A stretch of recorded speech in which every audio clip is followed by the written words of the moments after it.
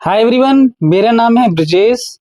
आज हम सबके लिए बहुत ही खास दिन है क्योंकि हमारे साथ हैं आईटीबीएचयू के प्रोफेसर ए के झा सर, जो हमें पढ़ाए भी हैं और हमें बहुत कुछ सिखाए भी हैं। जो भी इनसे पढ़ा वो बहुत कायल हो गया। इनका पूरा नाम है अरुणकांत झा सर। हम लोग सर इसलिए लगा रहे हैं क्योंकि बिना सर लगाए तो बात हम लोग कर ही नहीं पाते अपने टीचर्स की। ये हमारा कल्चर रहा है। आज हम लोग बात करेंगे जो बच्चे प्रिपरेशन कर रहे हैं किसी भी कंपटीशन की, खासकर आईटी और नीट की, और जो सेलेक्ट हो गए हैं आईटी में पढ़ रहे हैं या गवर्नमेंट मेडिकल कॉलेजेस में पढ़ रहे हैं, एम्स में पढ़ रहे हैं, उनके लिए बहुत ही वैल्यूएबल ये वीडियो होने वाला है। तो आज हम लोग बात करेंगे झा सर से, ए के झा सर से, ताकि हम लोग अपने लाइफ में अपने आप को करेक्ट कर पाएं। मैं अपना एक्सपीरियंस भी साथ में शेयर करता रहूँगा छोटे छोटे पैकेट्स में। तो सर, सबसे पहले मैं आपका स्वागत करता हूं और शुक्रिया अदा करता हूं कि आपने व्यस्त समय से थोड़ा वक्त निकाला हमारे लिए और हमारे बच्चों के लिए, हमारे दर्शकों के लिए, हमारे श्रोताओं के लिए, ताकि उनको आपकी लाइफ से एक इनपुट मिले ताकि वो अपने आप को करेक्ट करें जहां जहां जरूरत हो। तो सर, आपका एक्सपीरियंस आईटी में कैसा था? धन्यवाद ब्रजेश जी। सबसे पहले तो मैं आपका धन्यवाद इस बात के लिए देना चाहता हूँ कि आपने बड़े सम्मान के साथ हमें इंट्रोड्यूस किया, हालांकि ये आपका बड़प्पन है। और मेरा ऐसा मानना है कि आप शिक्षा जगत से आप भी जुड़ गए, तो जहाँ तक मैं अपना योगदान जिस लेवल पर भी दे सकता हूँ, दे चाहता हूँ, मुझे हमेशा खुशी होती है। हम आपको शुभकामनाएं देते हैं और आज आपने ये प्रोग्राम मुझे बुलाया और ये प्रोग्राम शुरू किया, डेफिनेटली आप इसके लिए बधाई के पात्र हैं। मैं बता दूं कि सर का इंडस्ट्रियल एक्सपोजर, मतलब तमाम कंपनीज में, इंडस्ट्रीज में काम किए हैं आपने सर, आपने काम किया है और उसके बाद आईटीबीएचयू में पढ़ाए भी। तो इनका अपना अनुभव रहा है, जैसा ऑफ द रिकॉर्ड में बात करते हुए महसूस किया कि पढ़ाने में सर को बहुत मजा आया। तो सर, दोनों में क्या आपको फर्क लगता है, किसी कंपनी में, इंडस्ट्री में काम करना और बच्चों को पढ़ाने में? देखिए, अगर बड़ी फ्रेंकली मेरी अपनी राय आप पूछिएगा, हो सकता है वो मेरा मोटिवेशनल पॉइंट भी था कि जब आप किसी इंडस्ट्री में या किसी ऐसी जगह काम करते हैं, कई बार लगता है कि आप बस पैसा कमा रहे हैं, अपनी जीविका के लिए रह रहे हैं। आप शिफ्ट्स करते हैं, कभी किसी अगर लोगों से डील करना है तो कभी आपने किसी को चार्जशीट दे दी, किसी को एब्सेंट कर दिया या किसी के पैसे कटवा दिया कि लेट आए हो। एडमिनिस्ट्रेटिव वर्क ज़्यादा रहता है और टेक्नोलॉजिकल वर्क, क्योंकि ज़्यादातर टेक्नोलॉजी इस्टेब्लिश होती है जब तक कि कोई विशेष नई टेक्नोलॉजी पर कंपनी काम नहीं कर रही है, और उसके लिए R&D वगैरह है, तो एडमिनिस्ट्रेटिव चीज़ों में इन्वॉल्व रहते हैं। और यहाँ पर क्या होता है कि आप हमेशा rather every day you are learning something from the students also.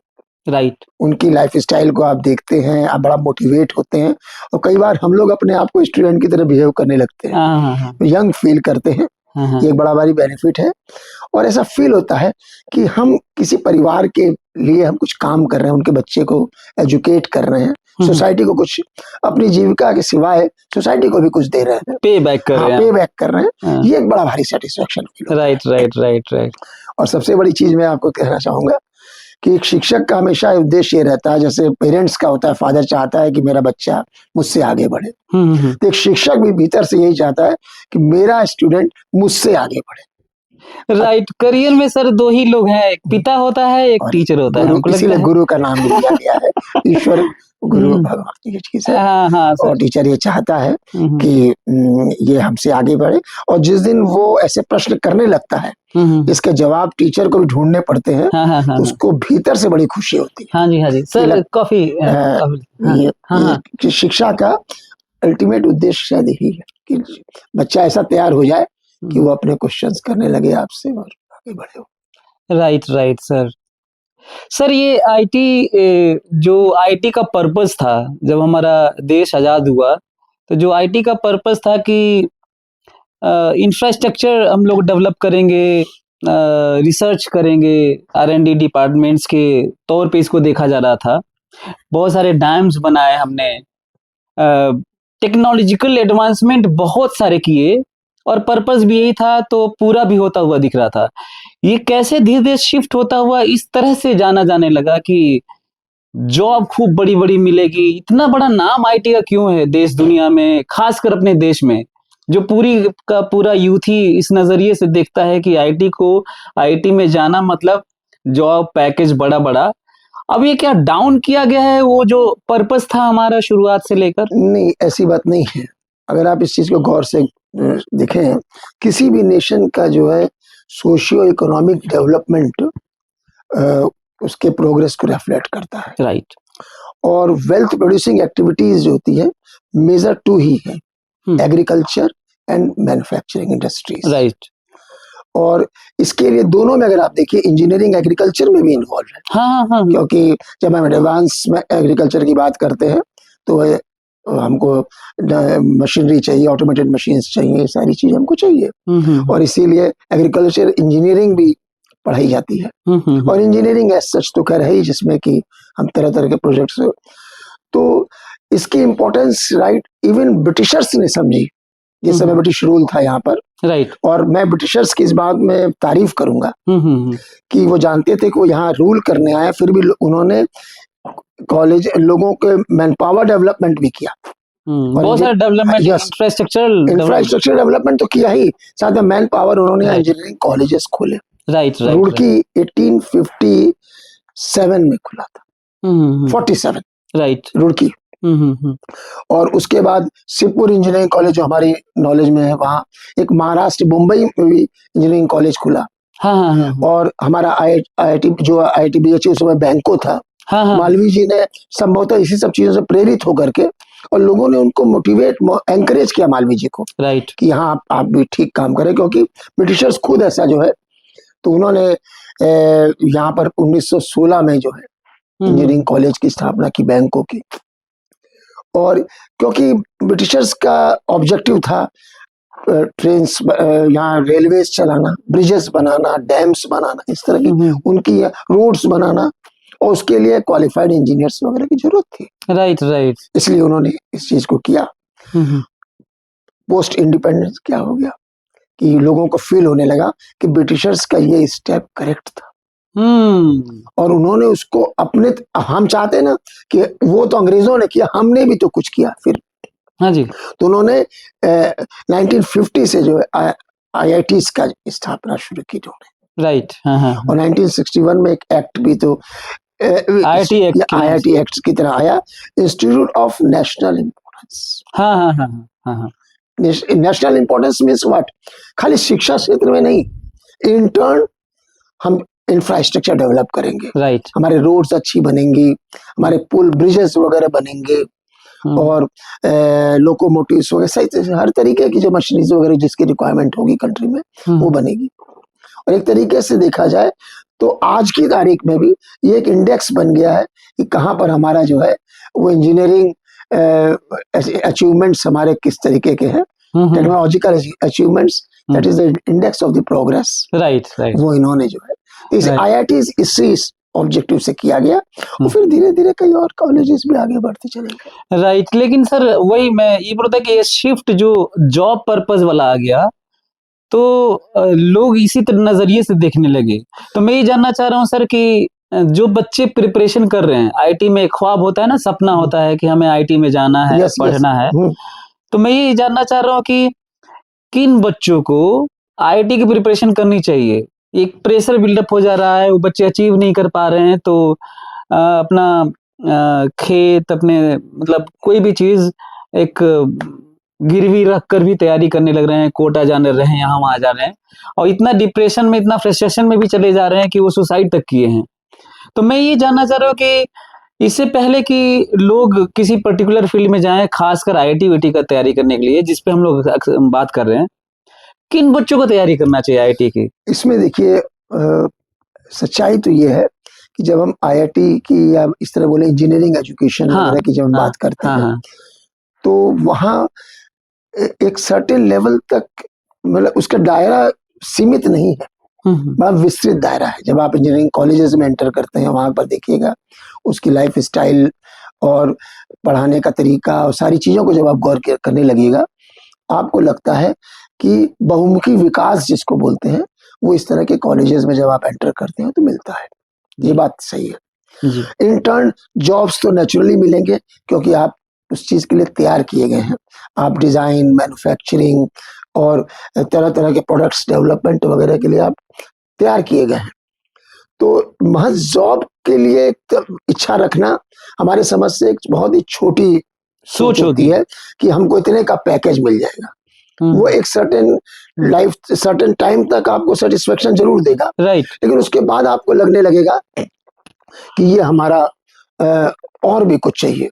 जाहिर है फिर आप आगे हायर कंपनी सीईओ वगैरह बनने की कोशिश करते हैं। स्टार्टअप फिर आ जाता है, जब वहां भी आपको लगता है सीईओ ही तो बन जाएंगे, तो आप चाहते हैं क्यों ना हम लोगों को अपॉइंट करें। ये एक भी हमारी एक इच्छा हो जाती है, और इससे नतीजे में आता है सामने कि ब्रॉड स्पेक्ट्रम है।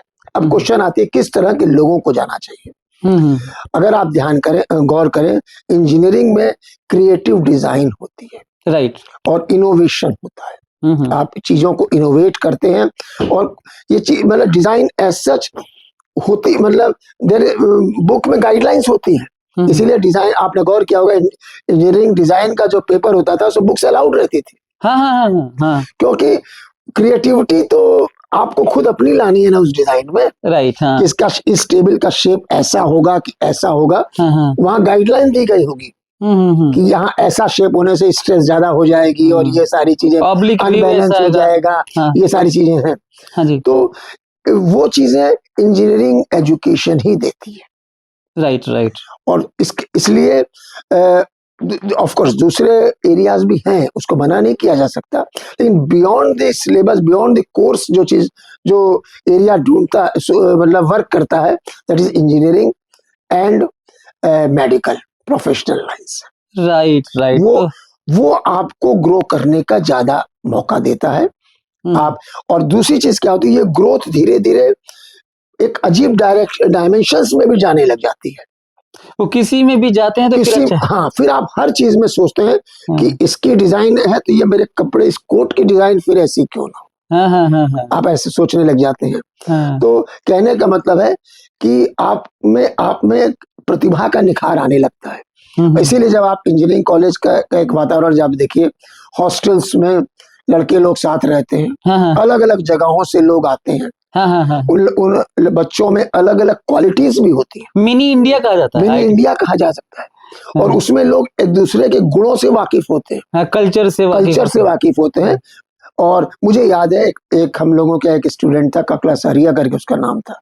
तो वो उन दिनों ड्रोन तो नहीं कहलाता था, हम लोग हवाई जहाज कहते थे कि वो रिमोट चलाता है हवाई जहाज। तो जब कभी फर्स्ट ईयर वगैरह के बच्चे आते थे तो उसको पहले ढूंढते थे। हाँ जी। और उसका सामान उठाने में ही उनको प्लेजर, वो उनको इनडायरेक्टली ट्रेन करता था। हाँ, उन्हें बहुत खुशी होती थी। और न जाने, और इसी तरह से हमारे यहाँ जो कल्चरल प्रोग्राम्स वगैरह होते हैं, स्पोर्ट्स होते हैं। हाँ जी, स्पर्धा वगैरह होता है, काशी यात्रा। तो इन चीजों में क्या होता है कि बच्चों को एक प्लेटफॉर्म मिलता है। हाँ जी। और लोग उसमें स्क्रिप्ट राइटिंग सीखते हैं, डायरेक्शन सीखते हैं, और काफी डिवोट होकर उसमें काम करते हैं। हम लोगों ने देखा है वो लोग डांस की प्रैक्टिस और सारी चीजें जो करते हैं, तो ये भी एक पार्ट ऑफ द एजुकेशन है। वो अपनी पर्सनैलिटी के उस डायमेंशन को ग्रो कर रहा है। वरुण ग्रोवर जिसका नाम आजकल हम लोगों ने उसको देखा है खड़े होकर के, कॉमेडियन, जो आज स्टैंड-अप कॉमेडी बड़ा नाम हो गया, उसको नेशनल अवार्ड भी मिला है। मोह के धागे, कितना मीनिंगफुल फिलोसॉफिकल सॉन्ग है ये। ये जो मोह के धागे, उसकी ट्रेनिंग को हम लोगों ने यहाँ देखा। तो ये इस तरह का एटमॉस्फेयर IIT ही देते हैं। राइट। इसी तरह पलाश सेन का नाम यूफोरिया में आपने सुना, वो हमारे IMS के थे। कभी आना तू मेरी गली, वो IMS के थे। तो उससे क्या हो, आप देखिए उसने जो है मेडिकल, ठीक है मेडिकल, अब आप कहिएगा मेडिकल एजुकेशन बेकार हो गया, नो, मेडिकल की वजह से वो उस परिवार से है ये निकला हुआ ये बच्चा। इसका मतलब ये सर कि ये मल्टी डायमेंशनल पर्सनैलिटी ग्रोथ करने का मौका आपको यहाँ मिल रहा है। Right sir. हाँ तो इससे अच्छा मौका और कहाँ मिलेगा। हाँ वही बहुत सारे जो बच्चे हैं ना जो प्रिपरेशन करते हैं, हाँ। तो अब हमको लगता है कि उनको आइडिया मिल गया होगा कि उन्हें इंजीनियरिंग या आईटी में जाना क्यों चाहिए, और यदि उन्हें लगता है कि उसे ग्रूम करना है अपने हॉबीज को, इंटरेस्ट को, तो इससे अच्छा प्लेटफॉर्म इससे नहीं अच्छा है। प्लेटफॉर्म नहीं मिलेगा। आप कई चीजें बच्चे कई लेवल पर हम लोगों ने उनकी बातचीत भी कई बार सुनते थे वो, और मतलब एक दूसरे को, बल्कि ऐसा देखा गया है एक बच्चा अच्छी तरह समझ गया चीज को तो वो 3 लोगों को बैठा के पढ़ाता था उसको। अच्छा अच्छा। हाँ अच्छा, और जैसे आप अपने केस में देखिए, आप लोग क्लासमेट हैं हाँ जाजू वगैरह, हाँ तो कितना कंस्ट्रक्टिव काम कर रहे थे, आपने स्टार्टअप उस समय सोच लिया था राइट। हाँ हाँ कि हम ये करेंगे। हाँ तो बिल्कुल। वो अगर आपको ऐसा वातावरण नहीं मिलता तो मुझे लगता है शायद मुश्किल होता है। हाँ तो ये टोटल डेवलपमेंट इसका स्कोप यहाँ पर मिलेगा। वैसे आप सही बोल रहे हैं सर। मैं ऐसे कभी मैं रेट्रोस्पेक्शन के नाम पे देखूं कि उस टाइम से लेकर अब तक की जर्नी में, तो हमें लगता है कि आईटी में नहीं होता तो मैं यहाँ नहीं होता, आपसे यहाँ बात नहीं। नहीं कर रहा होता, और L1 कोचिंग इसलिए नहीं आप होता। देखते होंगे कि आईएएस लोग हैं, मैनेजमेंट इंजीनियरिंग करने के बाद लोग मैनेजमेंट वगैरह में, क्योंकि उनके चीजों को देखने का एक अलग नजरिया, रेशनल थॉट्स हाँ, होते हैं उनके। नेशनल थॉट होता है और एक अलग डायमेंशंस में चीजों को सोचते हैं राइट और राइट। एक नया शेप देते हैं उसमें। हाँ तो हाँ इसलिए हमारा ये पर्सनल मानना है कि अगर हमें basic interest physics, chemistry, math जैसे सब्जेक्ट में है तो हमको इस लाइन में एक बार, कुछ जरूरी नहीं कि हम इंजीनियरिंग में सक्सेस ही हो जाएं, लेकिन अगर आप एक बार इस तरह की में अपने आप को ट्रेन करते हैं और किसी कॉलेज में आप जाते हैं, वो आपको हर तरीके से, एक तो जॉब, आपको एक अच्छी डिग्री, रेस्पेक्टफुल डिग्री स्टेबिलिटी, मिलती है, लाइफ में स्टेबिलिटी मिल सकती है, और नए डायमेंशंस में जो है हाँ आप उसमें वर्क करते हैं, ये चीज हो जाती है। तो सर एक और क्वेश्चन आता है जो मैं अभी आजकल के जूनियर से मिलता हूँ। मैं अक्सर आईटी बीएचयू में जाता हूँ, मैं यहीं का हूँ और यहीं पढ़ा, आपने पढ़ाया भी।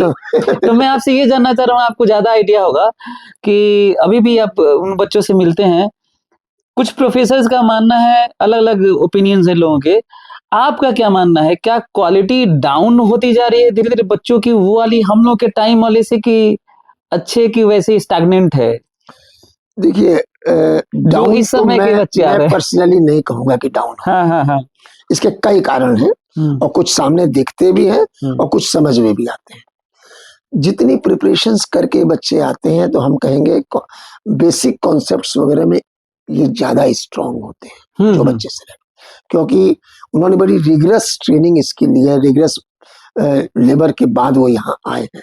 नहीं उनकी बात नहीं कर रहा हूँ सर, मैं ये कह रहा हूँ वो तो ऑब्वियसली रिगरस ट्रेनिंग, वो मैं ये कह रहा हूँ कि जो बच्चे हम लोग के टाइम में, जो हम लोग थे आप, और अब जो बच्चे आ रहे हैं, आप तो बहुत दिनों तक पढ़ाते रहे, तो अब जो आ रहे हैं तो वो डिग्रेड हुआ है उनका नॉलेज? नहीं, वही मैं कहना चाह रहा था कि समय के साथ हम उस समय को देखते हैं जिस समय न कंप्यूटर था, कंप्यूटर का कोई नाम ही नहीं जानता था, मोबाइल था। हाँ जी। आपने भी मोबाइल नहीं देखा। हाँ, नहीं। आपने जो है शायद पेजर भी नहीं देखा होगा। हाँ, पेजर नहीं देखा था। पेजर भी नहीं देखा होगा।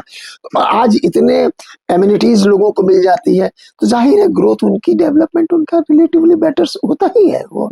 हम आज के बच्चों को, और आज के बच्चों में एक जो हम सबसे बड़ी चीज देखते हैं, करियर कॉन्शियस होते हैं। करियर कॉन्शियस होते हैं और वो इस बात को सोचते हैं कि किस लाइन में हम जाएं कि हम अपने आप को अच्छा शो कर सके। राइट ये डायरेक्शन उनके अंदर ये भी एक लस्ट होती है कि हम अच्छा पैसा कैसे कमाएंगे। हर चीजें वो हम लोग जॉब्स के लिए इतने ज्यादा सीरियस नहीं रहते थे, जहां मिल गई। लेकिन आजकल के बच्चे कई बार सोचते हैं हम उस जॉब को ड्रीम करते हैं, ये हमारा ड्रीम जॉब है, जो है। ये बात है।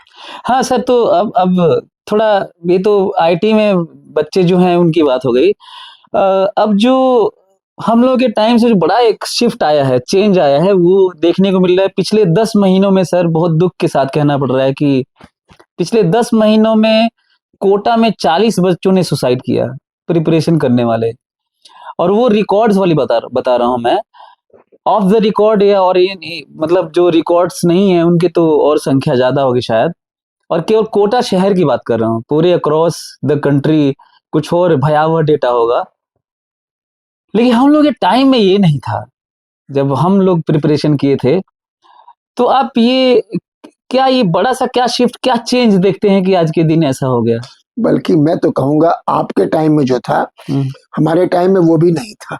तो कहने का मतलब कि हम लोगों ने अपना बचपन जिया है, और आज के जब हम अपने बच्चों को भी जब देखते हैं तो मुझे लगता है कि ये लोग वो बचपन नहीं जी रहे हैं जो इनको जीना चाहिए। ओवरऑल वो बड़ी लाइफ, हाँ ओवरऑल लाइफ उनको जो है वो शुरू से ही कंपटीशन वगैरह की बातें होने लग जाती हैं। 9वीं 10वीं तक पहुंचते पहुंचते उनको होता है कि अब कहीं इनको कुछ सेटल करवाओ, कहीं कोचिंग हो उनकी। मतलब हम ये एक सिनेरियो बन गया है इनका, आज का तो ये सिनेरियो हो ही गया। तो इसमें हमारा कहने का मतलब है कि ये बात डेफिनेटली नहीं है।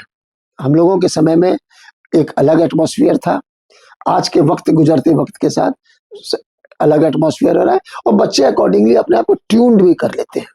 वो आज के हिसाब से चलेंगे, आप पुरानी चीजों को फिर से वापस उनके लिए नहीं ला सकते। लेकिन हम ये जरूर कहेंगे कि वो अपने भविष्य के लिए वर्कआउट करना जानते हैं, सीख गए हैं, सीख गए हैं, और वो जानते हैं कि हमको किस, और अपने इंटरेस्ट को भी समझते हैं। अब आपने कोटा वाली बात जो बीच में उठाई, कई बार क्या होता है कुछ बच्चों पर कुछ पारिवारिक प्रेशर होता है, कुछ सोशल प्रेशर होता है कि नालायक हो, तुमको भी देना चाहिए, उसको देखो बगल वाला आ गया है, या चाचा का लड़का आ गया है, तुमको।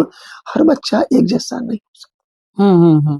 जैसे हम कहते हैं कि हम जो टेस्ट लेते हैं वो हर मछली की अपनी क्वालिटी होती है, मंकी की अलग क्वालिटी होती है, और हॉर्स की अलग, और सबको दौड़ाते रखते एक ही लाइन में है। हाँ, ये मुश्किल है, ये बड़ा तो मुश्किल हो जाती है, उसी से जज करना कैसे। और जबकि आप इंडिविजुअली, तो वही तो मैं चाहता हूं कि अगर ऐसा बच्चे को आईआईटी जैसा एक्सपोजर मिलता है तो वो अपने डायरेक्शन को सर्च कर लेता है, और हम उसमें निकल जाएंगे। ये बात हो जाती है। तो सर उससे बचा कैसे जाए, मतलब क्या उससे मतलब बचा ये जाए, इससे अच्छा सेकेंडली क्या होता है, हम आपस के फ्रेंड्स में भी एक तरीके का प्रेशर आता है। तो बचने का तरीका ये होता है, बच्चे को ये हमेशा टीच करना चाहिए कि तुम अपनी क्षमता का सब बेस्ट प्रदर्शन करो जो तुम कर सकते हो, और माँ बाप को भी, या जो अगर हम जो टीचर्स उनको टीच कर रहे हैं, वो अगर उनकी प्रतिभा को स्मेल करते हैं तो उसको उस डायरेक्शन में इंकरेज करें। राइट। आइसोलेशन अच्छी चीज नहीं है कोचिंग में। जब हम वो करते हैं कि आपने बच्चे को भेज दिया और किराए का कोई कमरा दे दिया, अब वो बेचारा कई बार अपने मतलब सोचने लगता है कि इतना मेरे परिवार ने इतना खेत गिरवी रखा है, ये किया है, और अगर मैं नहीं आया तो क्या हो जाएगा। ये तरीके से प्रेशर आता है। इस चीज से अगर बचा जाए, इसके लिए कलेक्टिव एफर्ट्स होने चाहिए, परिवार से लेकर के, टीचर से लेकर के, और फ्रेंड्स, उस बच्चे को या जहाँ जिस जगह पर वो रहता है उसको, उनको भी वाचफुल होना चाहिए कि ये बच्चा बंद करके कमरे में क्या करता रहता है दिन भर, क्यों नहीं खेलने जाता। वॉच गार्ड्स होने चाहिए, वॉच गार्ड्स होने चाहिए उनको और टीचर को हमेशा बता, बेटा कोई बात नहीं है, तुमको जो भी टेस्ट में मार्क्स मिल रहे हैं उसकी पॉजिटिविटी को स्मेल करके उसमें, बेटा तुम ये तो हमेशा पॉजिटिव चीज है अगर उसको बताया जाए तो सर ये हमको लगता है कि क्या ये अनफॉर्चुनेट है, मैं ये कहूंगा अनफॉर्चुनेट तो है सर, लेकिन क्या ये इस तरह का प्रभाव देखा जा रहा है कि जो आपने बात उठाई थी अभी कि बचपन वाला, कि LKG UKG फर्स्ट स्टैंडर्ड के बच्चों को ये बोल रहे हैं कि वो प्रथम आ गया, तुम द्वितीय आ गए, तृतीय, तुम्हारा मार्क्स कम। हम लोग के टाइम में ये नहीं था, हमें याद है, ये नहीं रहता था। तो क्या ये धीरे धीरे ये शिफ्ट जो हुआ है इस लेवल पे, क्या हम लोग बस कह लेते हैं कि कई जगह काम करना होगा, कि हमें बेसिक से स्टार्ट करना होगा, शुरुआत से लेकर। मैं समझ रहा हूँ आपकी बात। इसका एक और रीजन भी है, ये अचानक से चेंज नहीं होगा ना सर, अचानक से ग्रेजुअल हो रहा है, और ग्रेजुअली हमारी पॉपुलेशन भी बढ़ रही है, एमिनिटीज भी उस प्रपोर्शन में रिसोर्सेज उतने हैं नहीं बढ़ रही हैं, रिसोर्सेज कम है, तो प्रेशर बड़ा ऑब्वियस, प्रेशर बड़ा ऑब्वियस है। मैं आपसे बताना चाहता हूँ कि इसी ITBHU में हम लोग एक कमरे में रहते थे फर्स्ट ईयर, और आज आप देखते हैं कि सेकंड ईयर शेयर करते हैं लोग। सही बात। और ऐसा माहौल, हालांकि अभी भी है, उसकी मतलब एक साथ चीजें खत्म तो नहीं होती हैं।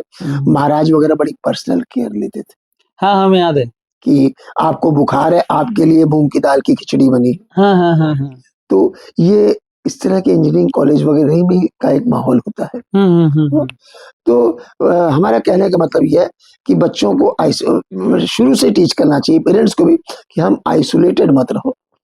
कोई प्रॉब्लम है अपने फ्रेंड से, वो हर हर आदमी सिकंदर नहीं बनता। सही बात। हाँ, कोई कोई किसी का, जैसे फॉर एग्जांपल हम आपसे लेंगे, सचिन तेंदुलकर 10वीं पास नहीं कर सके, सही बात। लेकिन वो कहां से कहां पहुंच गए। तो वो तो आपका अपना जज्बा होना चाहिए। जब हम ये इंडक्ट कर देते हैं कि तुमको यही करना है, वो कर रहा है, प्रॉब्लम आ जाती, हमारे पर भी आ जाएगी अगर हम शायद उस पोजीशन में रहे। और तुम जो कर रहे हो ठीक कर रहे हो, और उसकी क्वालिटीज को सर्च करके उधर उसको मोटिवेट करिए। सर, इसमें बहुत ज्यादा योगदान शायद पेपर के भी माने जाते हैं, खासकर आईटी वाला जो ख्वाब देखते हैं। पेपर इतना कठिन बनाया जाता है, तो सभी लोगों की क्यूरियोसिटी है, सभी लोगों की जानने की, बच्चों की, जो कोचिंग में टीचर्स पढ़ाते हैं वो भी, क्योंकि वो भी कभी स्टूडेंट रहे होते हैं, तो सभी ये जानना चाहते हैं कि पेपर बनाता कौन है या कठिन।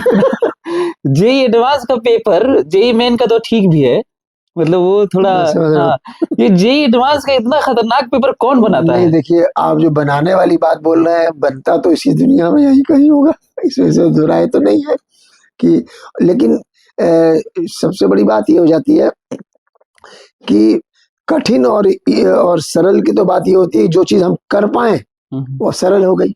सर, आपने बनाया कभी पेपर? नहीं, ऐसा इस तरह का हमको नहीं लगता कि मैं इसका अप्रोप्रिएट आंसर आपको दे पाऊंगा। नहीं, कॉन्फिडेंशियल है सर, ठीक है, ओके। लेकिन हाँ, ये बात जरूर होती है कि इस तरह के इंस्टीट्यूशंस को कांटेक्ट तो किया ही जाएगा, क्योंकि जैसे फॉर एग्जांपल यूपीएससी वगैरह के भी पेपर बनते हैं, राइट, हाँ हाँ, है ना? तो इस तरह के पेपर से, या बनाने वाला कोई तो आदमी ही होगा, कोई टीचर, प्रोफेशनली लोग रहते होंगे, लेकिन साथ में मैं ये भी बताना चाहता हूँ, टोटल चीजें बड़ी कॉन्फिडेंशियल होती है। हाँ। और फर्ज कीजिए, मान लीजिए आपने बनाया, तो आपको ये पता नहीं है आपका ये क्वेश्चन किस साल अपीयर होगा पेपर में, अच्छा, और अपीयर होगा भी कि नहीं ये भी आप श्योर नहीं। अच्छा, मतलब क्वेश्चंस के रिजर्वायर होते हैं और उसमें से हम पिक करते हैं। आपको सिर्फ क्वेश्चन बैंक में डाल देना होता है। क्योंकि हम लोगों की, जब आपने इतनी बात छेड़ी है तो मैं बताऊं, हम लोगों की नॉलेज में कुछ लोग बोलते थे कि हम लोग गए थे, जरा एक मीटिंग थी इस चीज की थी, बस खत्म। इससे ज्यादा वो लोग भी नहीं शेयर करते। अच्छा। और मेरी समझ से बच्चों को इस पर ज्यादा गंभीरता से नहीं लेना चाहिए कि कौन बनाता है। आखिर करते हैं तो उन्हीं बच्चों में से कुछ है ना, तो इसलिए एक उस पर जाना चाहिए। प्रिपरेशंस को जितना हम स्ट्रॉन्ग कर सके बेटर होगा। सर, एक और चीज है कि कहते हैं प्रेरणा स्रोत एक बोलते हैं, जैसे कहीं ना कहीं किसी को स्ट्राइक करता है कि हमें ये बनना है, हमें यूपीएससी, कहीं पे ऑफिसर को देखता है कि उसके कंट्रोल में पूरा जिला है, वो पूरा कंट्रोल करता है, तो कहीं ना कहीं से इंस्पिरेशन मिलता है। तो क्या बच्चों को, जो बच्चे थोड़ा डाउन फील करते हैं या फिर उन्हें लगता है नहीं निकल सकता, या फिर आईटी में जाके क्या होगा, तो क्या ये संभव है? कई बार मैं सोचा हूँ कि बच्चों को ले जाके आपके थ्रू या कैसे भी करके बच्चों को लैब दिखाया जाए आईटी में, जो प्रिपरेशन कर रहे हैं। हालांकि सबको तो बड़ा मुश्किल है, लेकिन जो क्यूरियस हैं बच्चे, क्या ये संभव है कि हम उन बच्चों को लेके जाऊं और आईटी बीएचयू में आए, किसी आईटी में जाके उनको लैब दिखाया जाए, देखो भाई, यही वो मशीनें हैं जिनके तुम इर्द गिर्द रहोगे सिलेक्शन के बाद, और ये है कैंपस, ये है यहाँ पे जीने वाले बच्चे, थोड़ा देख लो, और इंस्पिरेशन लेना है ले लो, और नहीं तुम्हें रिपल्सन है तो इसको छोड़ दो, ताकि तुम बाद में ये मत करना हम कहाँ आ गए, और चाहे नहीं मिलेगा तो हम जा नहीं पाए। तो क्या ये पॉसिबल है कि बच्चों को लाया जाए? आपने बड़ा अच्छा एक पॉइंट उठाया है, और मेरा ऐसा मानना है कि ये बहुत जरूरी है। ओके, ये बहुत जरूरी है। Thank you. जरूरी इस सेंस में, जैसे मान लीजिए, इसको छोड़िए इंजीनियरिंग एजुकेशन की बात, अभी हम लोग इस स्टूडियो में बैठे हैं, और मान लीजिए मेरा इंटरेस्ट फोटोग्राफी और इस तरह की चीजों में है, राइट। तो अगर मुझे मौका मिलता है कि इस तरह के कैसे लोग शूट्स करते हैं और कैसे सारी चीजें करते हैं, तो डेफिनेटली मुझे इंस्पायरेशन मिलेगी, ताकि क्लैरिटी आए अच्छे क्लैरिटी से आएगी कि और भाई मुझे समझ ये में आएगा कि ये भी एक ऐसा काम है जिसमें कि एक की लोगों की अपनी इम्पोर्टेंस है, उनका अपना योगदान है। तो आप अगर जिन बच्चों को आप भविष्य के इंजीनियर की तरह से आप तैयार करने की कोशिश कर रहे हैं, तो महज फिजिक्स, केमिस्ट्री, मैथमेटिक्स के फंडामेंटल से उनको तो वहाँ अप्लाइड साइड देखना है, which is engineering. Right right right. Engineering क्या है? इन साइंटिफिक प्रिंसिपल्स का एप्लीकेशन जो है वो इंजीनियरिंग में आ जाता है। और इससे हम प्रोसेस डिजाइन करते हैं, प्रोडक्ट को डिजाइन करना, प्रोसेस डिजाइन करना, फिर फाइनली वो जो है एक प्रोडक्ट की टेक्नोलॉजी बन जाती है। Right right. ये टेक्नोलॉजी जो है इसमें तरह तरह की इंजीनियरिंग इन्वॉल्व होती है।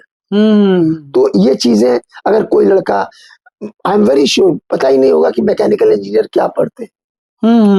तो अगर आप दिखाएं इसको, मैं इसको स्ट्रांगली रिकमेंड करूंगा कि हमारी देखो इतनी बड़ी, आपने तो देखी होगी, universal testing machine, compression test करते हैं, इम्पैक्ट टेस्ट करते हैं, स्प्रिंग की टेस्टिंग आपने देखी होगी। अरे वो क्या बम की तरह आवाज करता है यूनिवर्सल टेस्टिंग। तो इसलिए जो है अगर वो बच्चे देखें अगर, तो हमको, I am very sure motive, civil engineering में सिविल का वर्क कैसा, इलेक्ट्रॉनिक्स, मान लीजिए किसी बच्चे का इलेक्ट्रॉनिक्स में इंटरेस्ट है, वो मोबाइल वगैरह भी खोल लेता है और ट्रांजिस्टर, तो वो इलेक्ट्रॉनिक्स में जाकर के वो देखे डायोड, ट्रायोड्स, इन सारी चीजों को वहां देखेगा। तो आई एम वेरी श्योर। इसमें मैं आपसे एक चीज और कहना चाहूंगा, फॉर्चुनेटली L1 हमारा बनारस में भी है।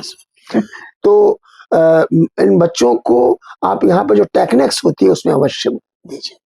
अच्छा हाँ सर, कुछ बच्चे तो आते हैं, लेकिन आपके इस कहने पे मैं आपको प्रॉमिस कर रहा हूँ कि क्योंकि आपका शायद ये विजन हमको लग रहा है कि सारे बच्चों को लेके आऊंगा, एक बार जो टेक्निक्स में लेके आता हूँ। टेक्निक्स में आप शुरुआत वहां से कीजिए। हाँ, और आपके थ्रू लाइव में थोड़ा मैं इस चीज को और थोड़ा एक्सटेंड करूंगा। हाँ जी, सॉरी, जो बच्चा इंजीनियरिंग में, आपको किसी को लगा कि ये आप क्लास में पूछिए लोगों से, क्यों भाई स्कूल डेज में कौन स्पोर्ट्समैन था, आपने किसमें पार्ट लेते थे, क्या थोड़ी इधर उधर की बात आपको भी, या बच्चों को टैप करना है। हम खाली अपने मैथमेटिकल या फिजिक्स के थ्योरेटिकल सेक्शन को अपना लेके चल रहा है। तो आपको पता चलेगा हमारे इस बैच में ये बच्चा स्पोर्ट्समैन है, राइट राइट, ये बच्चा थोड़ा क्रिएटिव ड्राइंग वगैरह करता है, पेंटिंग बड़ी अच्छी करता है। हाँ जी हाँ जी। क्योंकि ये एक चीज पर आपको बिलीव करना पड़ेगा कि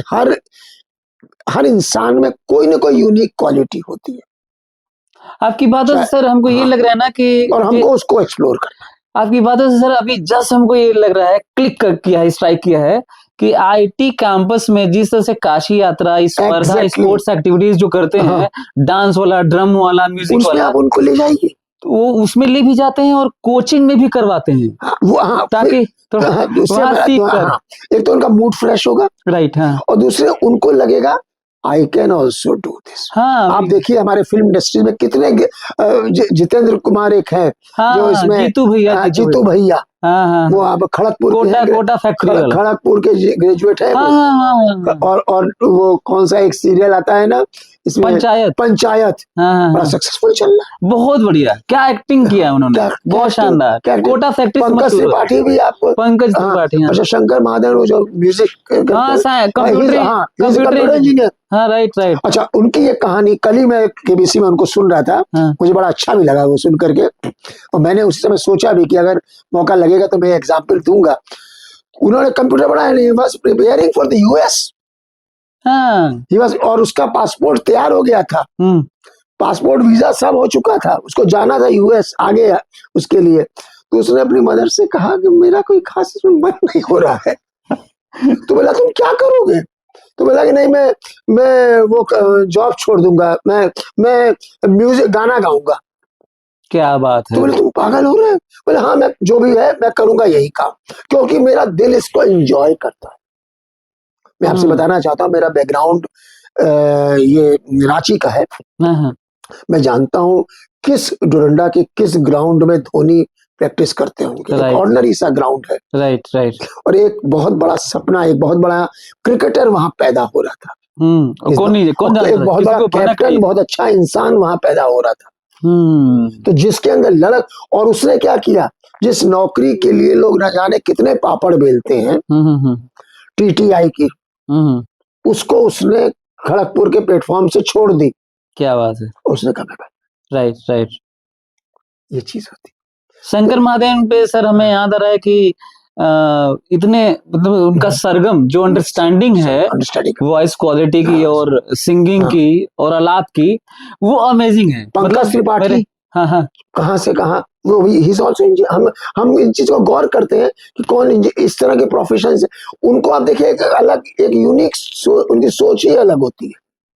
भी सर एक टाइटल सॉन्ग दिल चाहता है का एक है ना, कि दिल चाहता है, तो वो उनको ट्यून नहीं मिल रहा था। तो बताते हैं कि मैं बहुत बहुत मेहनत किया, कुछ नहीं समझ में आया, तो एक बार अपने टीम के साथ कहे चलो चलते हैं हिल स्टेशन की तरफ घूमने। और रास्ते में उनकी पता नहीं कहीं से आवाज है, डिंग डिंग डिंग डिंग, तो दिल चाहता है, कैच करता है। हाँ, तो क्रिएटिव पर्सन ना वो कभी भी किसी खाके में बंद रह के वो जी नहीं सकता, क्रिएटिव जी नहीं सकता। मुश्किल। आप देखिएगा, आप अपने उसमें भी प्रोफेशनल लाइफ में देखिएगा कि कई ऐसे बच्चे आज आप देखते हो बड़ी अच्छी पोजीशंस पे पहुंच गए हैं, जो कि रियली मीडियोकर थे क्लास में। और अगर आप बुरा ना माने तो मैं भी कहूंगा क्लास में आप मीडियोकर ही थे, लेकिन यहाँ आप टॉप बॉस हो गए। सही बात है, तो आदमी ऐसे ही होता है ना, टॉप बॉस है। तो ये चीज होती है। हम लोगों को इस बात से बच्चों के प्रति स्नेह भी है और सम्मान भी है। सर मैं आपसे बल्कि मैं अपने नॉवेल में लिखा भी हूँ आपको, और मैं बता दूं कि सर ने 3 किताबें लिखी हैं। मैं अपने किताब में जो सबसे ज्यादा पूछा जा रहा है कि एके झा सर कौन है जो तुम्हें प्रोजेक्ट में आगे बढ़ा दिया, तो सर मैं बताऊं 1 महीने से लोग प्रिपरेशन कर रहे थे प्रोजेक्ट की, और मैं 1 दिन में प्रिपेयर किया, और साइन करवाना होता है 2-3 हफ्ते पहले।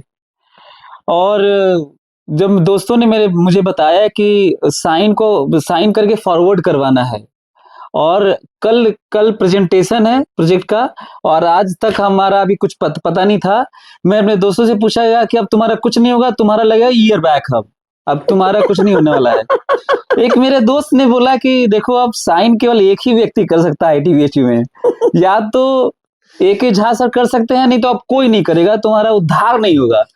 हमें याद है आज प्रेजेंटेशन है, आज के सुबह मैं आपके घर पे गया था, और आप पता नहीं थोड़ा फ्रेश व्रेश हो रहे निकले बेमन से, और मैंने आपको बताया, पहले से दोस्त बता रखे थे कि थोड़ा बहाना बनाना कि जॉन्डिस हो गया था कुछ, अपना झूठ झपाट बोलना, तो आप तो मजबूरी में बोलना ही पड़ा। लेकिन जो आपने साइन किया और फिर मैं बहुत खुश होके गया और प्रेजेंटेशन दिया, तो तब हमको लगा ना, उसी समय 3 इडियट्स मूवी आई थी, हमको लगा ना कि रियली मैं जो उसमें भी दिखाया है ना कि एक सुसाइड कर लेता है, तो एक आप जैसे टीचर का, प्रोफेसर का थोड़ा सा हाथ रख देना या थोड़ा सा आगे बढ़ा देना, पता नहीं क्यों कभी-कभी लोग नहीं भी करते हैं, तो वो मैं मुझे जीवन भर भूलता नहीं है जो आपने साइन किया था। इस संदर्भ में मैं एक बात आपसे कहना चाहता हूँ। हाँ। और ये आपका बड़प्पन है कि आपको वो इंसिडेंट याद है, लेकिन हम लोग चूंकि शिक्षा जगत से हैं, इसलिए इस चीज को हमेशा ध्यान में रखें। हमारा अल्टीमेट ऑब्जेक्टिव क्या है?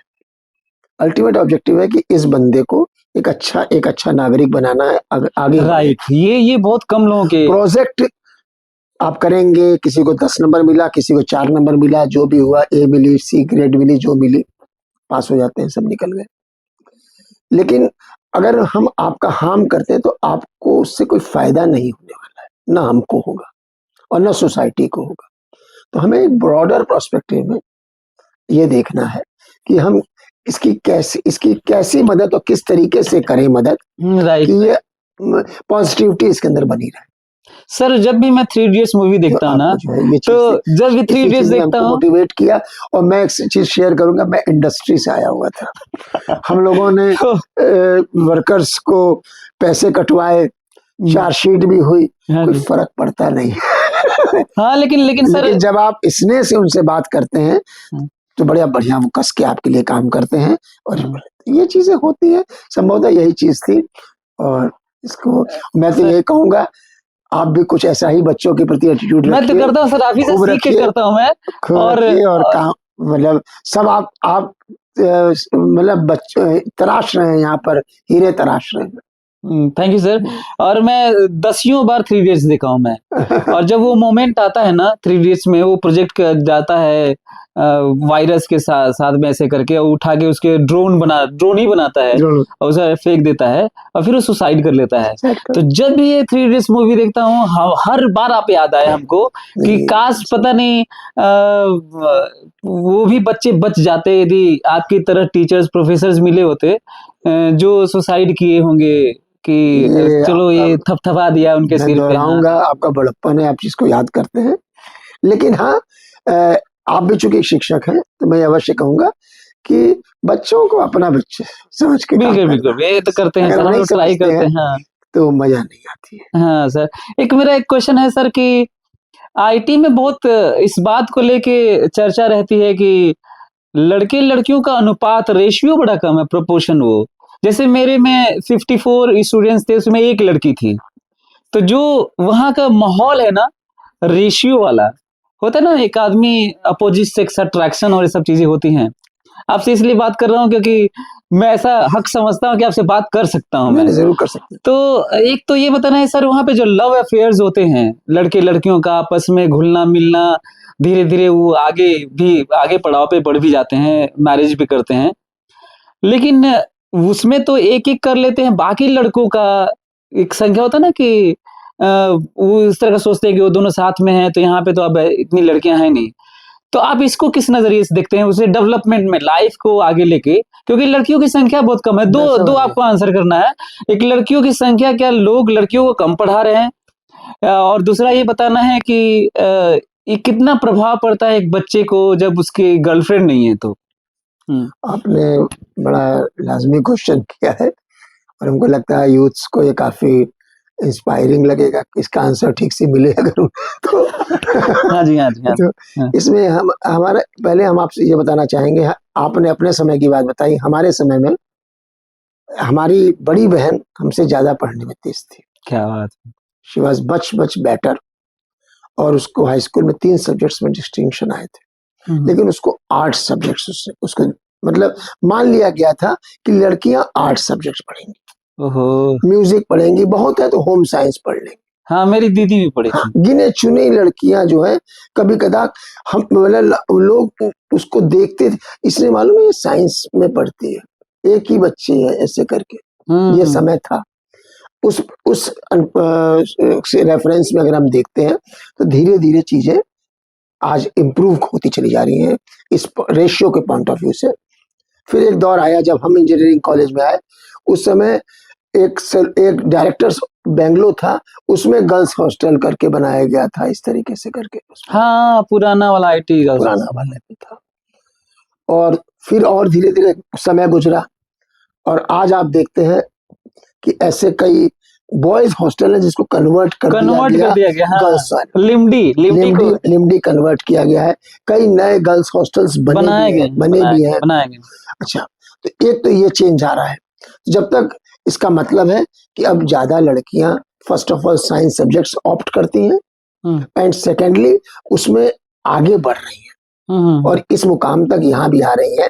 मेडिकल में कई चली जाती हैं। इंजीनियरिंग के पहले मेडिकल माना जाता था कि लेडी डॉक्टर करके आगे बढ़ जाएगी और इंजीनियरिंग प्रोफेशन को वो कॉन्सेप्ट था ही नहीं जब तक ये कंप्यूटर्स वगैरह नहीं आए और इलेक्ट्रॉनिक्स ज्यादा डेवलप नहीं हुई। अदरवाइज जैसे मैकेनिकल का मतलब हथौड़ा है इंजीनियरिंग, माइनिंग में तो बहुत दिनों तक नहीं रखा गया, माइनिंग में जाती है। तो अब क्या होने लगा, जब से एक सॉफ्टवेयर वगैरह और डिजिटल टेक्नोलॉजी ग्रो की है तो ज्यादा इनफ्लो हो रहा है। राइट। धीरे धीरे जिस आप देखें जो हॉस्टल अलग अलग बढ़ रहे हैं तो ये धीरे धीरे। अच्छा, अब सेकंड चीज आप जो बात बोलते हैं कि लोगों का मिक्सिंग वगैरह, जब धीरे धीरे इस तरह की चीजें आएंगी, लोग आपस में एक दूसरे को समझें। हाँ, यह सेकंड एक चीज और इसमें सप्लीमेंट करेंगे जो पिछली बात में, कि लड़कियों के आउटलुक्स भी चेंज हो रहे हैं। राइट। हाँ। वो अपने डिसीजंस खुद लेती है कि हम ये सब्जेक्ट पढ़ेंगे और पेरेंट्स अब धीरे धीरे समझ भी रहे हैं। हाँ, हम ये सब्जेक्ट पढ़ेंगे और हम ये सब्जेक्ट पढ़ेंगे से बात वहां तक चली जाती है, हम इससे शादी करेंगे। अब धीरे धीरे इम्प्रूव हो रहा है। हम ये चीजें यहाँ तक आ जाती हैं और कई बार और इसमें लोग इसको डिस्करेज नहीं कर रहे। और हम कहेंगे जो एक जातिवाद वगैरह का जो वो है कीड़ा, बैरियर है, कि बैरियर। कीड़ा जो है समाज में, हाँ, वो इसी से नाश होगा ये और हो टूट भी रहा है, रहा हो टूट भी रहा रहा है, है टूट रहा है, टूट और रहा टूट रहा है। है। हाँ, इसमें इन युवाओं का इस तरीके से बहुत बड़ा योगदान है। राइट। तो जब लोग साथ काम कर रहे हैं साथ, तो लोगों में अंडरस्टैंडिंग बन जाती है। व्हाट इज हार्म कि अगर कोई अच्छा फ्रेंड बन गया, क्या हुआ, वो एक उनकी अपनी पर्सनल लाइफ है, वो लोग अपने, उनका अधिकार है एज ए ह्यूमन बीइंग कि वो अपनी तरीके से जिए इसमें। अब रही बात किसी की गर्लफ्रेंड बनी, किसी की नहीं बनी, उसको अपने आप में रिव्यू करना है कि मेरी संख्या नहीं है सर हाँ, ना। तो फिर लोग चले जाते हैं, हम लोग सुनते हैं दूसरे कॉलेज में जाते हैं और वो अपने अपने एवेन्यूज ढूंढते हैं। अब हम लोग उतना बड़ा बर्डन न ले उन पर छोड़ने की, भाई तुम ये अपना तुम समझो, खोजो तो रास्ता। पढ़ाई लिखाई और जॉब के बारे में हमारे से ज्यादा इंटरेस्टेड है। लेकिन मैं इसको हमेशा एंकरेज करता हूँ हाँ, कि अगर मतलब जेंडर बायसनेस से जो पहले चलती थी चीजें, वो धीरे धीरे एलिमिनेट तो अभी भी नहीं हुई है, लेकिन बहुत वक्त काफी लगेगा, कम हो गई है। लेकिन बनारस में आ रहे हैं। तो आप क्या बताते हैं कि कोचिंग का ब्रांड नेम से किसी का उद्धार होगा, किसी इंडिविजुअल स्टूडेंट का? क्या देख के एडमिशन लेना चाहिए, चाहे वो मेरी कोचिंग L1 हो, चाहे किसी भी इंस्टीट्यूट में? तो ये जो आ रहे हैं इनके दिमाग में है कि बनारस चलते हैं, बनारस चलते हैं, सभी आगे बनारस। अभी इस बार आए हैं सब। तो आप क्या बोलते हैं, स्टूडेंट जो सुन रहे हैं, चाहे पेरेंट्स सुन रहे हैं, आखिर वो कौन से पॉइंट्स हैं जिनको देख के एक होता है उनको जाना चाहिए? जैसे आपने कहा ना कि क्लासरूम टीचिंग और उसमें जाना है, ज्वाइन करना है, तो ठीक है, ब्रांड नेम एक्चुअली उनके अपने बिजनेस की बन गई है, हाँ, उनके बिजनेस की बन गई है और उसको वो कैश करते हैं राइट, अलग अलग जगहों पर, ताकि उनका बिजनेस और एक्सपेंड हो। लोगों को वहाँ सुसाइड की वजह से कई लोग जो बच्चों को नहीं भेज पाते हैं, वो अब बनारस भेजेंगे, राइट, राइट, इस तरह की बात होती है। हम्म, तो इसको देखते हुए अब ये देखा गया है कि अगर मेरे समझ से कि अ, कौन सा कोचिंग है वो ज्यादा मैटर नहीं करता, बल्कि हमारा अपना हम कहाँ कंफर्ट फील करते हैं, राइट, राइट, हमको कहाँ लगता है कि हम टीचर से प्रश्न भी कर सकते हैं। ये ज्यादा ऐसा तो नहीं है कि हम एक भीड़ में पढ़ रहे हैं और हम खोए हुए हैं, हाँ, हाँ, हाँ, ऐसा।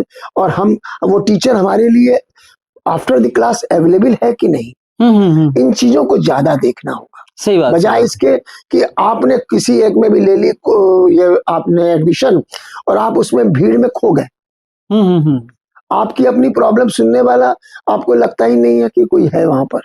तो इससे अच्छा होगा आप एक ऐसे संस्थान में जाइए जिसमें कि लोग आपको आइडेंटिफाई कर सके, टीचर धीरे धीरे आपको समझे कि नहीं, इस बच्चे को अगर थोड़ी मदद की जाए तो इससे भी कुछ निकल सकता है।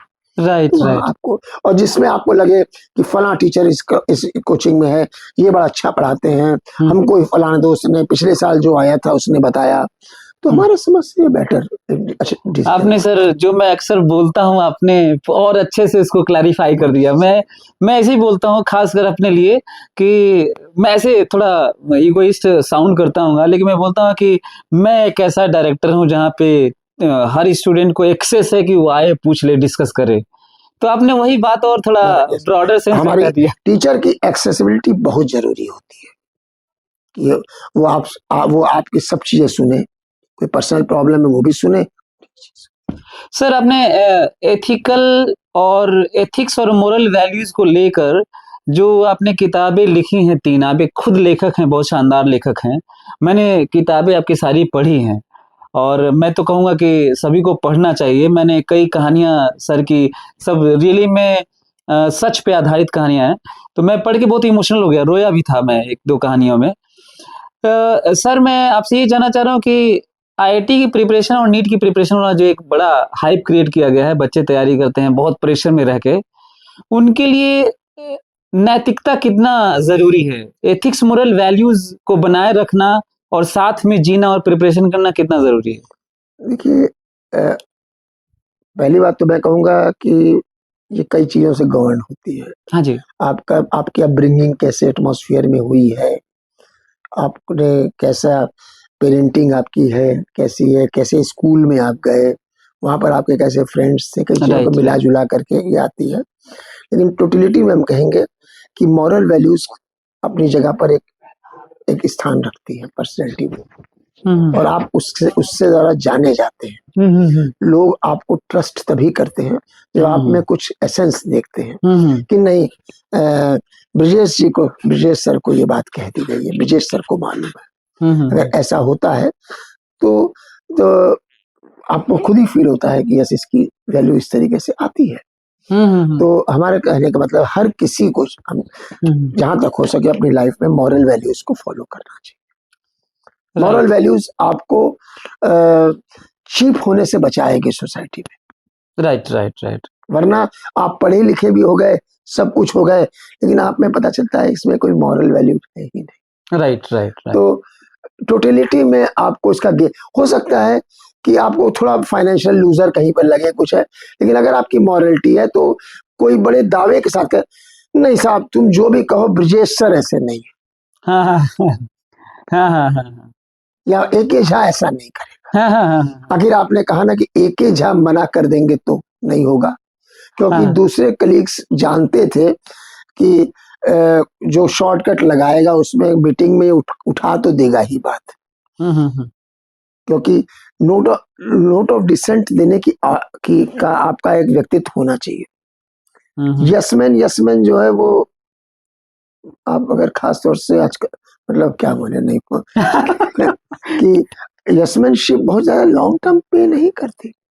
सही बात है। चाहे आप किसी जगह स्पीकर को देखिए या किसी का भी चेयर पर देखिए, हम अगर जब तक ये नहीं बोलेंगे सर ये चीज तो थोड़ी गलत है, हमारे कहने का तरीका मॉडेस्ट होना चाहिए, डिसिप्लिन्ड होना चाहिए, लेकिन हमारे अंदर नोट ऑफ डिसेंट तो होना ही चाहिए ना। सही बात है, बिल्कुल सही बात। अदरवाइज वो आपकी पर्सनैलिटी को किल कर देती है। कई बार तो लोग लास्ट में ऐसा भी कहते हैं, अरे उसकी छोड़ो, हम उसको बता देंगे, बना ले। You will take it granted। Yes, एक मीटिंग को ऐसे ही करके बोलेगा छोड़ो उसको, वो किसका उसका करना, मैं साइन करवा दूंगा, तुम रखो इसको।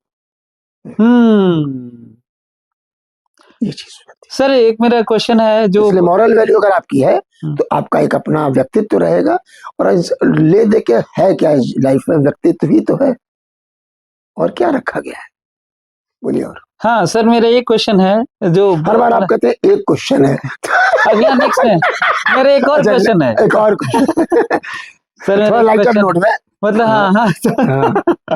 तो एक और मेरा क्वेश्चन है सर कि आईटी में बहुत हाई पैकेज की जॉब लगती है, क्या कारण है कि बाकी इंस्टीट्यूट में ऐसा नहीं होता, आईटी में जैसे अभी आईटी बीएचयू में जहां आपने हमको पढ़ाया, जहां से मैं पढ़ा, इस समय सबकी जॉब लग चुकी है और हाईएस्ट पैकेज गया 1.65 करोड़, जो अभी मैं इनपुट लिया हूँ, मतलब 165 लाख।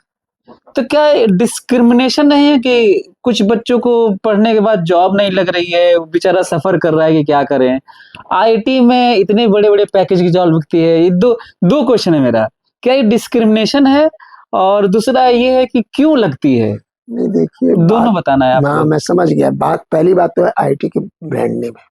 अच्छा, हाँ। ब्रांड की कॉस्ट अपनी एक अलग होती है, कॉस्ट ऑफ द ब्रांड होती है, कपड़ों में भी आती है, सारे में हर चीजों में, फूड में भी आती है। हाँ। तो वो पहली बात तो ये है।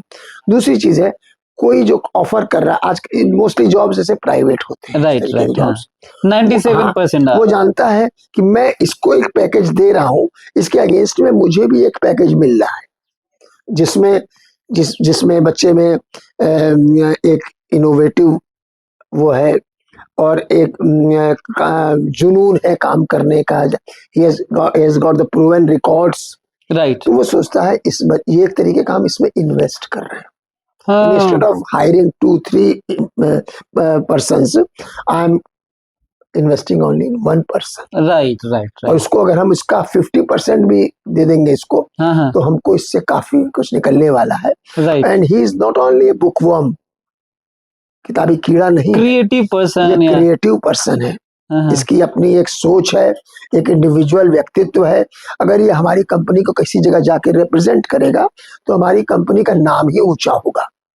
तो इन सारी चीज को देख करके भाई फिल्म स्टार्स को आखिर कॉस्ट कैसे लगती है, खिलाड़ियों की कीमत आखिर कैसे लगती है, इसमें कोई लॉजिक कर सकता है कि आप विराट कोहली को इतना क्यों दे रहे हैं? अरे भाई, विराट कोहली है, हाँ हाँ इसलिए उसने दिया जा रहा है।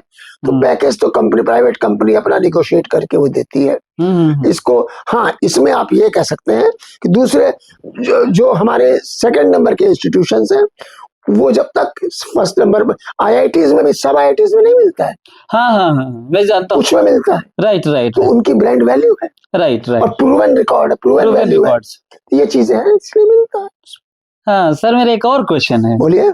ये है कि आईटी में हम लोग के जो एक्सपीरियंस है एज ए स्टूडेंट्स, कुछ तो प्रोफेसर्स बहुत अच्छे थे जिनसे बहुत कुछ सीखने को मिला, उसका रिजल्ट है कि मैं पढ़ा रहा हूँ। अच्छा। लेकिन कुछ बहुत बुरे भी होते हैं, ऐसा क्यों होते हैं? मतलब जिनके कारण, मतलब ऐसा लगता है कि कई बार मैंने सुना कि इनके कारण बच्चे ने सुसाइड भी किया है। तो इतने बुरे कैसे होते हैं सर? बड़ा थोड़ा कठिन क्वेश्चन कर रहा हूं। नहीं, कठिन क्वेश्चन नहीं, मैं भी इसको बड़ी कैंडिडेटली जवाब दूंगा, ऐसी बात नहीं है। हाँ हाँ, देखिए, वो मिस्टर एक्स, प्रोफेसर एक्स है, प्रोफेसर वाई है, जो भी है, वो भी अपने प्रोफेशन में, ये पर्सन टू पर्सन डिपेंड करता है कि हमारा कौन कितना अपने जॉब में डिवोटेड है, इन्वॉल्व है, इंटरेस्टेड है। कोई नहीं भी हो सकता है। लेकिन सर इतना नहीं कि बच्चे सुसाइड कर लें। वो अभी इसके पहले मैंने आपको मॉरल वैल्यूज वाली बात बताई थी। तो हमको ये सोचना होगा कि अगर हम एक टीचर हैं तो हमको इस तरीके का व्यवहार रखना चाहिए बच्चों के साथ, जिससे हमारी एक अपनी, हमारा जो जजमेंट हो, हमारी पढ़ाई से हो, हमारे व्यवहार से हो, ताकि हम एग्जाम्पलरी बने इनके आगे। राइट। तो ये तो इंडिविजुअल्स पर टोटली डिपेंड करता है। कहना नहीं चाहिए हर जगह पर L1 जैसे ही डायरेक्टर हो जाएंगे। हर जगह पर आप ही के कोचिंग में कुछ टीचर आपको लगता होगा कि ये इतने वो नहीं है जितने की मिस्टर होने चाहिए। नहीं, सही बात है, सही बात। तो भाई वो एम्प्लॉई है, कुछ को क्या है, उनको 2 प्रमोशन मिल गए, अब मुझे आगे कुछ नहीं करना है करके वो बैठ जाएंगे। और किसी को है कि नहीं, अभी मुझे यहाँ से ये करना है, वो करना है, यहाँ जाना है, वाइस चांसलर बनना है, डायरेक्टर बनना है। कुछ लोग तो यहाँ तक होता है, अब हमारी बनारस में नौकरी लग गई, इसलिए अब चिंता की बात नहीं है, अब प्रमोशन हो ना हो चलेगा। ये भी होता है। तो कहने का मतलब ये इंडिविजुअल्स पर होता है। कुछ लोग मेहनत करते हैं अपने प्रोफेशन पर, कुछ लोग नहीं करते हैं मेहनत, और वो उसी से सेटिस्फाइड है, उतने में खुश है। उतने में। लेकिन सर उनकी खुशी तक ठीक है। जैसे हमारे यहाँ कुछ उनका कंट्रीब्यूशन नेगेटिव चला जाता है। लेकिन सर मैं ये कह रहा हूँ कि इतना एक्सट्रीमिज्म कहाँ से जाता है कि आपने ऐसा व्यवहार किया बच्चे के साथ कि बच्चा सुसाइड कर लिया? ये मेरा क्वेश्चन है। वो कुछ सुसाइड वाली बात ऐसी है कि इसमें किसी एक पर्टिकुलर को ब्लेम देना भी थोड़ा कठिन है, क्योंकि उस बच्चे की मानसिकता क्या चली गई, मानसिकता भी, हाँ, ये मैटर करता है। मानसिकता क्या चली गई, उसके घर से क्या सपोर्ट है, फ्रेंड्स का क्या सपोर्ट है, सब मिला जुला, कितना लोनलीनेस फील कर रहा है। एक यंग बच्चा इतना कमजोर था कि एक टीचर ने अगर डांट दिया मान लीजिए, तो उसने सुसाइड कर ली। हाँ, नहीं सही बोल रहे हैं, राइट। ये भी तो एक बात है। उसकी एक शायद वो टीचर ने डांटा होगा, ये ट्रिगर पॉइंट रहा होगा, लेकिन उसकी लंबी सी जर्नी रही होगी। सुसाइड जैसा मेजर डिसीजन अगर कोई ले लेता है, वो अचानक से नहीं होता है सर, वो एक लंबे दौर का पूरा रिजल्ट होता है शायद। हाँ, सही बोल रहे हैं सर। अंतिम क्वेश्चन मेरा, बोलिए। मेरा अंतिम क्वेश्चन है सर कि आईआईटी और नीट की, अभी स्पेसिफिक हो गया हूं मैं, आईआईटी और नीट की प्रिपरेशन करने वाले बच्चों के लिए आप क्या संदेश देना चाहते हैं? अंतिम मेरा प्रश्न है। यस, ये दोनों रियली एक टफ कॉम्पिटिशन्स हैं दोनों, और इसमें काफी संख्या में लोग बैठते भी हैं। मेरा ऐसा मानना है कि कोई मिस्टर एक्स मान लीजिए बैठ रहा है उसमें, तो अपने अंदर एक आग लानी पड़ेगी कि मुझे ये करना है। राइट। हाँ। मेरे पिताजी मुझे कह गए हैं, मेरा बड़ा भाई कर गया था इसलिए, पड़ोसी का लड़का कर गया था, ये सारी बातें नहीं। हमारे अंदर हम चाहते हैं कि नहीं, ये हमको बिल्कुल क्लैरिटी के साथ होना चाहिए। क्लैरिटी, राइट, बिल्कुल क्लैरिटी कि, और क्लैरिटी है तो फिर अब उसका वे क्या है, रास्ता, कि किस कोचिंग में जाएं कि न जाएं, किस उस तरीके की हम अपनी प्रिपरेशन उसको करें, अपने यहाँ पर उस पर हम मेहनत करते रहें। और हमको जो है इसमें एक चीज हमारा ऐसा मानना है कि लोग इतनी संख्या में बैठते हैं, 50 to 60% आप स्टेट वे अलग कर सकते हैं, जो कि इसलिए बैठ रहे हैं क्योंकि सब लोग बैठ रहे हैं। हाँ, फैशन के तौर पे। हाँ जी। अब 50% में मान लीजिए बाकी जो 50 बने उसमें 25 to 30% ऐसे होते हैं जो उतने कैलिबर वाले नहीं है कि इतने टफ एग्जाम को निकाल राइट राइट राइट। हाँ हाँ, लें। देखा जाए लास्ट के 20% में ही तो कंपटीशन है। सही बात है, सही बात है। हाँ हाँ। ये बात मैंने अपने एक रिलेशन थे उसको कही थी। उसने हमसे कहा, मामा जी आपने ये मुझे जब बता दिया तो मुझे ऐसा लगा कि मैं इसको कर लूंगा। मैं पहले सोचता था लाखों बैठते, लेकिन आप लाख पर ध्यान क्यों दे रहे हैं? वो सब भीड़ की दौड़ है। जिस समय ओलंपिक की रेस होती है कितने लोग रहते हैं? हाँ, बहुत सारे। और एक जो फर्स्ट आता है और सेकंड आने में फ्रैक्शंस ऑफ द सेकंड्स का फर्क होता है। फ्रैक्शन ऑफ सेकेंड्स, मतलब तो आपको उस काबिल बनना है कि फ्रैक्शन ऑफ द सेकंड का फर्क रहे। सर वही हमारा आईआईटी बॉम्बे डिसाइड करेगा और वही हमारा आईआईटी मंडी डिसाइड करेगा। सर मैं वो बताता हूँ इसी इसी सिलसिले में कि पीटी उषा का ब्रॉन्ज मेडल ओलंपिक में सेकंड के 100वें हिस्से से छूट गया था। इसलिए एक आग होनी चाहिए। हाँ हाँ। और जब तक ये आग नहीं है, नीट वगैरह की जो प्रिपरेशन करता है उसको खुद अपने सीने पर हाथ रख के सोचना चाहिए कि मैं चाहता हूं। अगर तुम चाहते हो तो जरूर हो जाएगा, कोई दुनिया की ताकत रोक नहीं सकती। क्या बात और तुम नहीं चाहते हो तो दुनिया की कोई ताकत तुमसे करवा नहीं सकती। ये मेरा मानना है। क्या बात है। Thank you so much sir. आपने एक सेकंड आखिरी में आपके धन्यवाद देने से पहले, इसीलिए कहा गया है जिस चीज को शिद्दत से चाहो तमाम कायनात उसे मिलाने की साजिश कर। क्या बात है सर। रामायण में भी ये बात कही गई है, जय के जय पर सत्य स्नेहु सो तही मिले ही न कछु संदेहु। जिसको जिससे सत्य स्नेह है वो उसे मिलेगा, उसमें कोई संदेह नहीं है। आपकी विल पावर अच्छी होनी चाहिए बस। बाकी आपको बाकी it is audience question sir. Audience question है। हाँ बोलिए। मेरा मानना है कि बहुत सारा मेहनत कर लिया, सब कुछ कर लिया और somehow he could not crack the IITG और NEET, तो क्या हताश हुआ जाए? डिसअपॉइंट इसके बारे में अगर नहीं कर पाते हैं, लाख ईमानदारी से कोशिश किया, हो सकता है कि एजुकेशनल बैकग्राउंड उनकी वैसी ना हो कि जैसे आज क्या हो रहा है डीपीएस से और बड़े बड़े स्कूलों से लड़के निकल रहे हैं, तो कुछ बैकग्राउंड तो स्कूल्स क्रिएट कर देता, बना देता बेस एटलीस्ट। लेकिन मान लीजिए कि गांव से एक लड़का जो टैलेंटेड भी है अपने गांव क्षेत्र के लिए, लेकिन वो इस शहर आता है, इस कंपटीशन में अपने आप को कहीं कंपैटिबल नहीं फिट पाता है और वो लास्टली नहीं कर पाता है, तो फिर क्या किया जा सकता है? देखिए ऐसी बात है ना कि आपको अपनी स्ट्रेंथ एंड वीकनेसेस को डिफाइन करना है। आपके अंदर जैसे फॉर एग्जांपल मैं आपको बताऊं, आपको लगता है कि मैं जेई नहीं निकाल पाया, मैंने कोशिश तो की लेकिन कुछ भी कहो एक्टिंग में बड़ी जबरदस्त करता हूं, तो नेशनल स्कूल ऑफ ड्रामा मुझे जाना चाहिए। कई लोग आते, हाँ कई लोग किए भी हैं, बहुत अच्छा किया। कल मैं सुन रहा था, कल रात में एक्चुअली, अब तो ये जो है कहीं बाहर तो जाएंगे ना। हाँ। तो मैं केबीसी में उसमें गुरदास मान भी आया था। वो उससे बोला तुम सिंगर कैसे बन गए?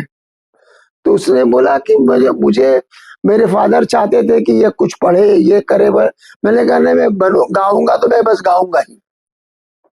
तो उसने जो है गाने का पकड़ लिया, और जिस समय उसने गाने का, आप दूर क्यों जाते हैं, Amitabh Bachchan was doing a job in Calcutta, mechanical engineering या कुछ ऐसी, इन्होंने डिप्लोमा कुछ ऐसा ही कुछ किया हुआ है, and he was in that job. लेकिन भीतर की आग कहीं कह रही थी कि नहीं हमें तो बॉम्बे आना है। तो ये आपको अपनी क्वालिटी तो कम से कम पहचान सकते हो, हम कुछ तो कर सकते हैं। और अगर एक आपके अंदर ये जज्बा है कि मैं जो करूंगा वो दिल से करूंगा और परफेक्ट करूंगा, उसमें सेकंड नंबर नहीं आऊंगा, देखिए आप कहां से कहां पहुंच जाएंगे। लोग सलाम करेंगे, आप सलाम करेंगे।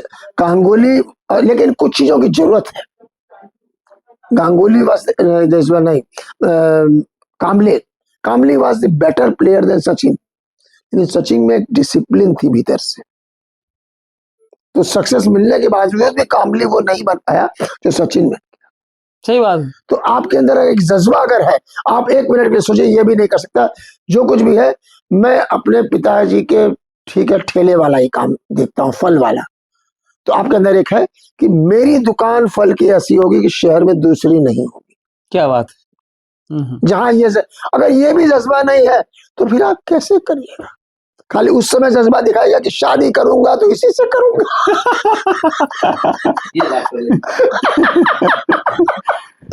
जज्बा एक जगह नहीं होला ना। हाँ, तो ये चीज मत भूलिए कि अगर आप कुछ भी लाइफ में अचीव करते हैं, उस बंदे का कहीं ना कहीं जज्बा था। कहीं ना कहीं इसमें एक अलग एक क्वालिटी है, इस वजह से आज ये यहाँ है। एक मामूली सा बिजनेसमैन भी, अगर मामूली क्यों बोले, हम बिजनेसमैन भी ले लीजिए शहर में, जज्बा रहता है। हम जो करेंगे, हमारे यहाँ से अगर किसी ने गोल्ड ऑर्नामेंट खरीदा तो मतलब खरीदा, ये चीज तो है। तो हम उस कंपटीशन में नहीं आ पाए, नहीं आ पाए, ठीक है। हमको सेकंड चीज हम क्या है, आखिर हम इतने नालायक हैं कि हम कुछ भी नहीं कर सकते, ये चीज तो आती है ना। तो ये फीलिंग आप ट्राई कीजिए, देखिए जरूर होगा। Thank you so much sir, अपने व्यस्त समय से आप हम को टाइम दिया। मैं एक रिटायर्ड प्रोफेसर हूँ, तो इसलिए मुझे इस तरह के जब मौके आते हैं, और खासतौर से आपकी जगह से जब आते हैं, तो मैं भीतर से बाग हो जाता हूँ, ये सोचकर कि आज अपने बेटे से मिलेंगे और हमारा जो भी हम आपके लिए कंट्रीब्यूट करते हैं, हमको संतोष मिलता है। इसमें अगर 1% भी कभी आपको लगा कि ये यूज हुआ, लेकिन हम एक चीज जरूर कहेंगे, हमेशा वो चीज सोचते रहिए कि हाउ माई कोचिंग सेंटर और my this business is going to be different from other competitors. Right, we are trying the same sir. आप जब तक अपने आप को कहीं अलग नहीं दिखाइएगा, ये हर किसी का होता है। सही बात है सर, और आपके गाइडेंस में हम लोग करते भी रहे हैं और आगे भी करेंगे। जो आपने बात की छेड़ी है वहां दिखाने विखाने वाली, उसको शेप दीजिए, इसके पहले कि कहीं और आगे बात बढ़े।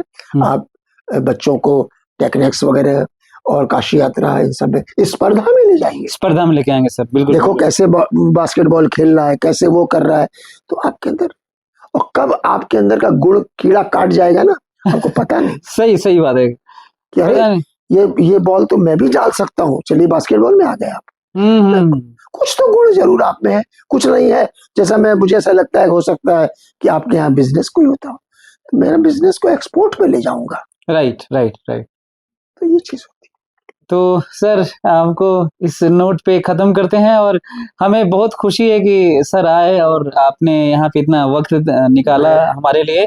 और जो हमारे श्रोता हैं, जो ऑडियंस है, जो दर्शक हैं, वो हमें लगता है कि उनको काफी कुछ इनपुट के तौर पे मिला होगा। खासकर स्टूडेंट्स को, पेरेंट्स को बहुत कुछ मिला होगा कि कैसे पेरेंटिंग करनी चाहिए। लास्ट में मैं यही कहूंगा कि सर, यदि आप इसी तरह से आशीर्वाद बनाए रहे और आप अलग अलग टॉपिक पे हम लोग बातचीत करते रहे, तो शायद दुनिया बदला जा सकता है। तो डिजिटल वर्ल्ड का शायद यही बेस्ट यूज है कि हम लोग अपने बातचीत को लोगों तक पहुंचाएं। और आप जैसे इतने लर्नेड पर्सन को, जो इतने एक्सपीरियंस है अलग अलग फील्ड में, तो वो लोगों तक पहुंचनी चाहिए बात। तो मैं फिर से एक बार शुक्रिया अदा करना चाहता हूं आपका कि आपने आए यहाँ पर, आप आए और हमसे बातचीत की। Thank you. इसके पहले मैं खत्म करूं, आपकी बात तो हो गई, मैं आपको इस बात के लिए धन्यवाद देता हूं कि आप मेरे एक ऐसे स्टूडेंट हैं जो इस समय तक हमको आप याद करते हैं, अलग अलग ओकेजन्स में, अलग अलग तरीके से, और आप अच्छा कर रहे हैं। दिल से आशीर्वाद देता हूं कि आप और अच्छा करें। Thank you sir. और आगे बढ़ें। Thank you. और हम लोग किसी भी काम, अगर हम आपके काम नहीं आएंगे तो हम किस काम आएंगे, ये भी तो एक प्रश्न उठता है। इसलिए धन्यवाद। Thank you sir. I wish all the best. Thank you sir.